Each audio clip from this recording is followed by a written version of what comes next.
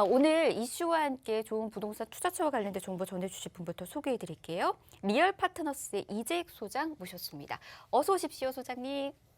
네, 안녕하세요. 네, 반갑습니다. 최근 이슈라고 하면은 대출 규제 강화를 꼽을 수가 있겠죠. 가계부채 강화가 본격적으로 내년 1월이면 더 강화가 되게 되었는데요. 대출 규제를 강화하면은 드디어 집값이 잡힐 수 있을까요? 그게 여러분들 가장 궁금한 내용이 되겠죠. 오늘 그 내용 살펴보면서 여러분들의 내 집 마련 전략 그리고 재테크 전략 살펴보도록 하겠습니다. 시작해 볼까요? 자, 최근에 가계부채 보완 대책이 또 발표가 됐죠. 과연 이번에는 집값을 잡을 수 있을지 한번 살펴보도록 하겠습니다. 자, 먼저 매주 한 주간 동향 짧게 점검해드리고 있겠죠. 한번 점검해 볼까요? 자, 결론부터 말씀드리면 대출 규제 강화에도 거래 절벽은 심화됐지만 오히려 전국의 아파트 가격은 어떻습니까? 상승세가 계속 이어지고 있다. 지난주와 동일한 내용이 되겠습니다. 자, 구체적으로 살펴보면 큰 차이를 띠고 있지는 않죠. 대출 규제 강화에도 전국의 주간 상승률은 0.24%, 수도권의 경우도 0.28% 꾸준히 상승폭이 큰 상황이고요. 서울의 아파트값 역시 0.16%, 지난주하고 크게 차이는 없어 보입니다. 강남 3구의 경우도 0.22%, 그리고 경기도의 경우도 0.33%, 지방의 경우에는 오히려 소폭 상승률이 높아졌네요. 0.21%. 즉 대출 규제가 본격적으로 강화되기 시작한 것은 올해 7월부터 시작되었고요. 좀 더 이번에 보완 대책에서 내년 1월 그리고 내년 7월에 좀 더 강화가 되었지만 되게 규제가 보완되고 있지만 오히려 전국의 아파트 가격은 잡히기는커녕 상승폭이 계속 이어지고 있다라는 것이 결론이 되겠습니다. 자, 그렇다면 이번에 발표된 가계부채 보완 대책 구체적으로 살펴봐야 되겠죠? 어떤 내용이 담겨 있을까요? 결론부터 말씀드리면 DSR 규제가 강화가 되었다라고 볼 수가 있겠습니다. 그렇다면 여러분들 DSR이 뭘까요? DSR은 개인별 총부채 원리금 상환 비율이 되겠죠. 그 개인별 총부채 원리금 상환 비율이 규제가 더 강화되게 되었다라는 점인데요. 언제부터일까요? 바로 내년 1월, 그러니까 2달 후가 되겠죠. 얼마 남지 않았다. 2달 후가 되면 내년 1월부터 본격적으로 DSR 규제가 좀 더 강화가 되기 시작한다라고 볼 수가 있겠습니다. 자, 세부적으로 살펴보면 내년 1월부터 시행되는 DSR 규제는 대출액이 2억 원 초과할 경우에 DSR이 좀 더 강화가 돼서 40% 적용이 되게 되고요. 그리고 내년 7월부터는 총 대출액의 1억 원만 초과만 되어도 DSR이 확대 적용된다. 그만큼 대출 받기가 어려워지게 된다라는 점이 되겠습니다. 자, 하물며 제2금융권 개인별 DSR 기준마저도 좀 더 강화가 되게 되었는데요. 기존에는 60%이던 것이 좀 더 강화가 돼서 40%로 강화가 되게 되었다. 또 뿐만 아니라 대출 만기도 축소가 되게 되었고요. 대출 한도가 앞으로 줄게 될 전망이라고 볼 수가 있겠고요. 그리고 원리금 분할 상환 대출 비율도 확대가 된다. 쉽게 이야기하면 우리 서민들이 무주택자들이 대출 받기가 내년부터는 더 어려워지게 되었다라고 볼 수가 있겠습니다. 자, 그렇다면 이거에 대한 가계부채 보완 대책에 대한 효과는 뭐가 있을까요? 이미 집을 가지고 있는 분들은 이미 대출을 활용해서 집을 가지고 계시죠. 문제는 누구한테 있을까요? 오히려 빚을 갚을 수 있는 능력 중심으로 대출을 시행을 함에 따라서 지금 무주택자 분들 중에서도 우리 젊은 층들과 서민들 그리고 취약계층이 그만큼 내 집 마련하기가 어려워졌기 때문에 박탈감이 더 커질 수밖에 없겠구나라고 하는 것을 여러분들이 느낄 수가 있겠죠. 자, 좀 더 디테일하게 살펴보면 차주 단위의 DSR 단계적 확대 조기 도입을 하는 이번에 대책이다라고 볼 수가 있겠는데요. 두 가지로 나눌 수 있겠습니다. 주담대가 있겠고 신용대출이 있는데요. 자, 1단계 벌써 이미 시행되고 있다라고 말씀을 드렸죠. 올해 7월부터 이미 단계적으로 시행이 되기 시작했었고요. 자, 올 7월부터는 주담대의 경우는 전 규제 지역 6억 원 초과하는 주택에 대해서 DSR이 이미 적용되고 있고요. 그리고 신용대출의 경우는 1억 원 초과하는 경우에도 역시 규제가 이미 올해 7월부터 시행이 되고 있었다라는 점이고, 거기서 단계적으로 2단계 그리고 3단계에 나눠서 좀 더 강화될 거다라고 볼 수가 있겠습니다. 그 시기가 2단계와 3단계가 좀 더 6개월씩, 1년씩 단축됐다라고 보실 수가 있겠는데요. 자, 2단계의 경우는 어떻습니까? 원래 당초 계획으로는 내년 7월에 시행될 예정이었다가 바뀐 시기가 바로 1월로 6개월 단축됐다. 바뀐 내용을 보면은 총 대출액이 2억 원만 초과될지라도 DSR을 강하게 적용을 한다. 그만큼 대출 받기가 더 어려워지게 되겠죠. 이 상황에서 기존에 있던 지금 시행되고 있는 전 규제 지역 6억 원 초과 주택뿐만 아니라 신용대출의 경우는 1억 원 초과를 계속 유지한다라고 볼 수가 있겠고요. 그렇다면 3단계의 경우는 어떨까요? 3단계의 경우는 2023년 7월부터 시행될 예정이었던 것을 1년을 당기게 됩니다. 내년 7월부터 시행을 하게 되는데, 그 내용은 총 대출액 1억 원만 초과되더라도 DSR을 적용을 받게 된다. 자, 즉 1억 원만 초과된다라면 사실상은 기존에 시행이 되었던 전 규제 지역 6억 원 초과 주택에 적용되던 주담대라든지 그리고 신용대출 1억 원 초과되는 내용에 큰 의미가 없어지죠. 그래서 그 이 두 가지 내용은 폐지가 된다. 그만큼 웬만한 주택을 구입을 할 때는 그럼 DSR이 적용된다라고 볼 수가 있겠죠. 그만큼 우리 무주택자들이 이 가격이 많이 오른 상태에서의 집 사기가 더욱 어려워지게 되었다라고 볼 수가 있겠습니다. 자, 뿐만 아니라 적용 DSR 대출 만기도 축소되게 되었는데요. 현행은 일괄 적용되던 만기가 앞으로는 어떻게 됩니까? 평균 만기로 바뀌게 되겠죠. 그렇게 되면 어떤 현상이 벌어질까요?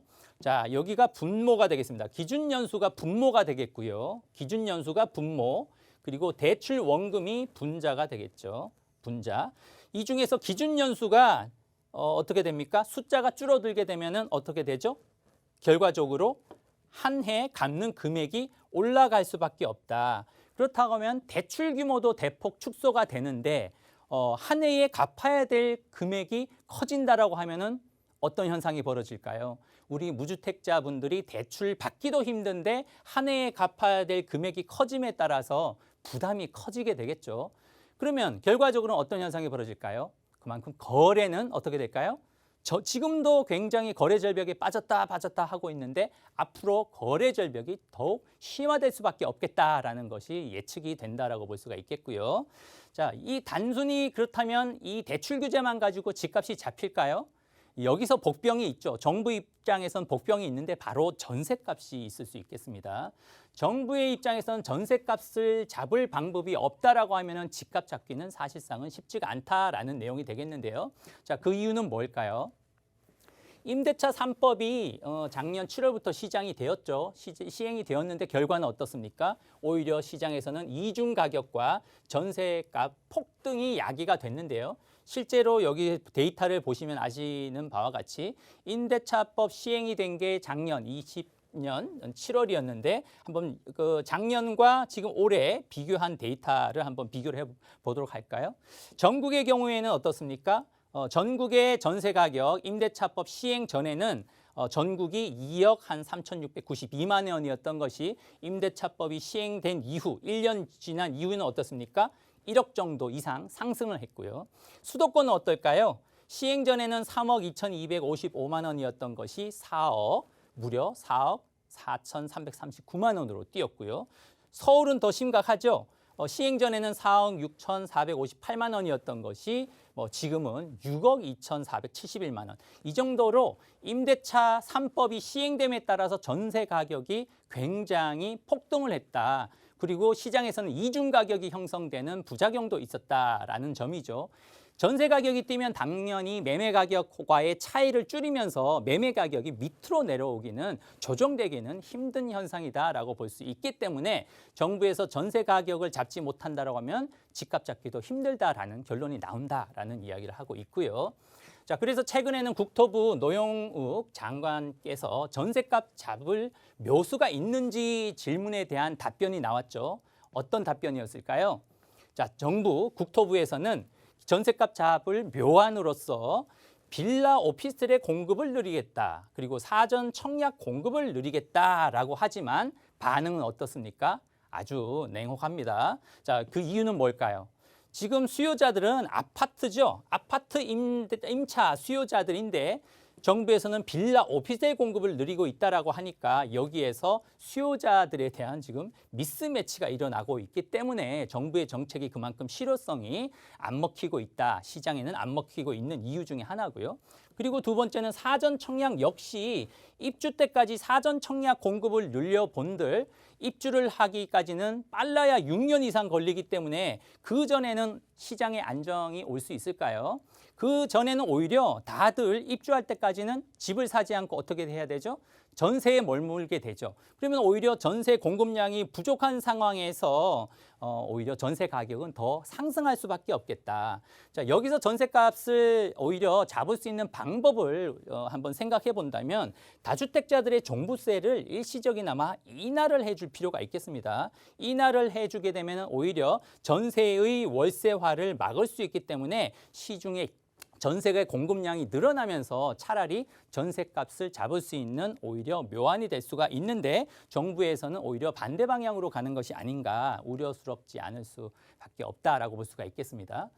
자, 결론을 내려본다면 이번에 역시 또 추가적으로 발표된 가계부채 보완 대책 과연 집값 잡는 데 효과가 있을까라는 결론이 되겠습니다. 자, 결론은 임대차 3법으로 이중가격, 전세값 폭등을 야기하고 있기 때문에 오히려 전세값 안정 없이는 집값 잡기는 사실상은 쉽지 않다라는 게 결론이고요. 두 번째는 오히려 대출 규제가 강화됨에 따라서 시장에는 거래 절벽이 더욱 극심해질 수밖에 없겠다. 자, 이런 현상은 우리가 자본주의 시장 경제에서는 어떻습니까? 오히려 왜곡이 심화되고 있다라고 볼 수가 있겠고요. 그리고 정부의 세금 정책은 어떻습니까? 양도세 세율이 너무 높죠. 다주택의 경우는 무려 양도세가 75%, 시세 차익의 75%니까 예를 들어 1억 시세 차익이 난다 하더라도 1억 그 차익 중에서 75%를 세금으로 나가게 생겼는데 누가 과연 지금 집을 팔 수가 있겠습니까? 그만큼 태로가 막혔기 때문에 팔 수도 없다. 지금 팔고 싶어도 팔 수도 없다라는 점. 그리고 집주인들은 어떻게 할까요? 팔고 싶은데 팔 수도 없으면 어떻게 할까요? 집주인들이 과연 팔 생각이 없는데 가격을 내릴까요? 그렇지가 않죠. 오히려 집이 안 팔리면 호가 올린 채로 버티게 된다. 그러면 결국은 집값이 떨어지지가 않죠.